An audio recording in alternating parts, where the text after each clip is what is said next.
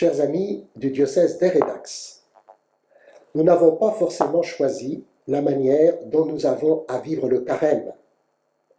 L'épidémie du coronavirus bouleverse notre vie personnelle, celle de notre pays et celle du monde entier. Sans céder à la stupeur, il est de notre responsabilité d'appeler tous les baptisés du diocèse à suivre les règles simples de sécurité. Nous sommes évidemment marqués par la fermeture des écoles, collèges, lycées, universités, qui affectent le personnel enseignant, le personnel technique et bien sûr les enfants, les jeunes, les étudiants. La vie de famille, l'engagement professionnel, les retombées économiques vont certainement lourdement pâtir de cette situation. Dans le diocèse, particulièrement pour ce qui est des célébrations liturgiques, nous avons déjà préconisé plusieurs mesures en lien avec celles de la Conférence des évêques de France. Certes, les rassemblements et cérémonies doivent être reportés, mais les lieux de culte peuvent rester ouverts. Ceci constitue, frères et sœurs, une belle opportunité pour la prière, et j'ai demandé au curé des paroisses qu'il puisse permettre d'exposer le Saint-Sacrement sur un temps relativement long pour l'adoration eucharistique et la communion spirituelle. Car ceci ne veut pas dire que la vie chrétienne s'arrête. Particulièrement en ce temps de carême, reprenons les 3 moyens qui nous ont été donnés dès le mercredi des Cendres dans l'Évangile: le jeûne, la prière et l'aumône. Le jeûne. Il y a celui que nous choisissons et celui qui nous est imposé. Le jeûne reste une disposition du corps et du cœur pour nous rendre libres et plus attentifs à Dieu et aux autres.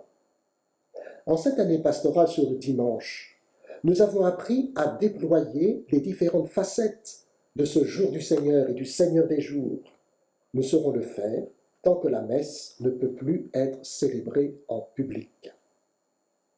La prière. Ce moment que nous vivons peut nous permettre d'intensifier notre prière personnelle ou familiale. Et là, il n'y a aucune restriction.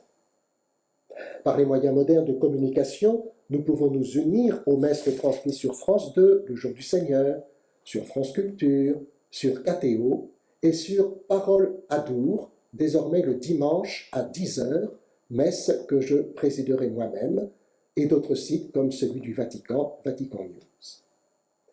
Une semaine de prière organisée à l'initiative du sanctuaire de Lourdes se déroulera du 17 au 25 mars, une neuvaine qui nous conduira à la fête de l'Annonciation. Je ne peux que vous encourager à y participer et à vous y unir. L'aumône. Devant la peur de la propagation du virus, le risque est de se recentrer sur soi, puisque, sauf qui peut, un chrétien ne peut pas vivre ainsi. Le virus de la charité doit être plus contagieux que celui que nous sommes en train de combattre. Dans la mesure de ce qui est possible, soyons attentifs à nos frères et sœurs malades, fragiles, âgés. Encourageons ceux et celles qui se donnent aux autres pendant cette période difficile, et notamment le personnel de la santé.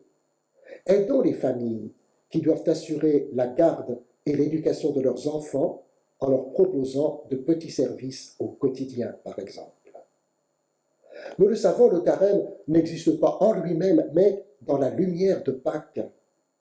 Les dispositions prises dans notre pays et dans le monde doivent permettre d'éradiquer la propagation du virus. Même si les conditions sont plus difficiles, la vie chrétienne continue. Dans le livre du prophète Ésaïe, au chapitre 30, versets 15 à 18, le Seigneur, le Dieu saint d'Israël, nous le dit: « Vous serez sauvés si vous revenez et si vous restez calme. Votre courage sera de rester tranquille et d'avoir confiance. » Alors demandons à Notre-Dame de Buglose de nous y aider, surtout en cette année jubilaire des 400 ans de la découverte de sa statue. Et oui, Notre-Dame de Buglose, priez pour nous.